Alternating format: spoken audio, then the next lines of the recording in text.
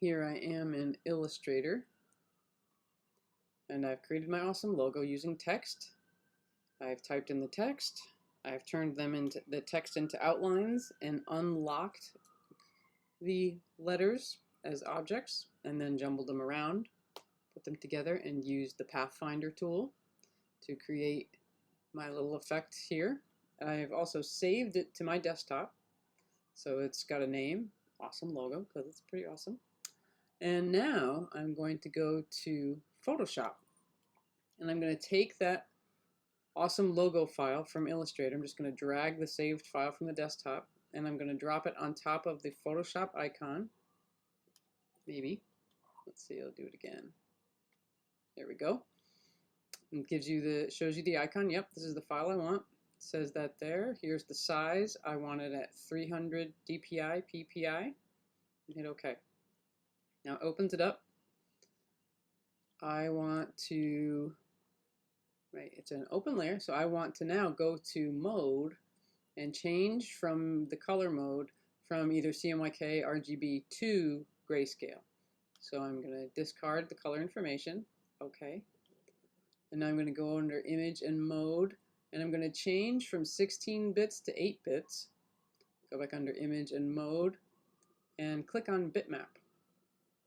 Yep, I want to flatten these layers, and it gives me this dialog box which tells me the resolution that this logo will be as an object, as a bitmap, 300 pixels per inch or DPI, with a 50% threshold. There are other little things you can use under here, but 50% threshold is the tag we want to use. Hit OK, and you can see that this turns very dark black and bright white.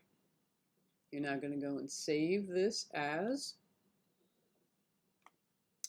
awesome logo, and you're going to save it as a TIFF. And that's how you know you'll be able to use this in the next step when we go into InDesign and bring the logo in and be able to change its colors from the background and the foreground. I want it to save to the desktop, and making sure I have all my stuff here. It's TIFF, yep, got the name, and save. Now we're going to go to InDesign. Where is InDesign? There we go. And I have a new document open. This is just 8.5 by 11. It's a regular old document. And I'm going to go to File. And where is Place? There it is, Place. And I'm going to look for my awesome logo. There it is, and there's the AI file you can see here. That's the Illustrator file, and here's the TIFF, which is the bitmap TIFF. That's what we want. And now I can drag. I can click once on the desktop and hold down the mouse or your Wacom pen and drag it. And there is my logo. And you can see there's the blue hairline around this. That is the box. And then once I click in the center, if I use the direct selection tool, or if I just click in the center of the logo where you see that little circle, that little hairline box turns brown, and that controls the contents of that box. So as we are now actively controlling the contents of the box, meaning the logo itself, we'll go up to swatches, make sure you're on the fill box, and I'm going to change the color. So I've changed the color of my logo.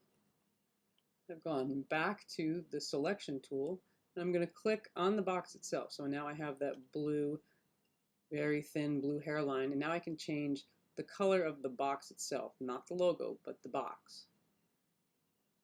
So you can see you have some options working with a bitmap TIFF where you can change text into graphics and then manipulate them further in InDesign by changing the background and the foreground color.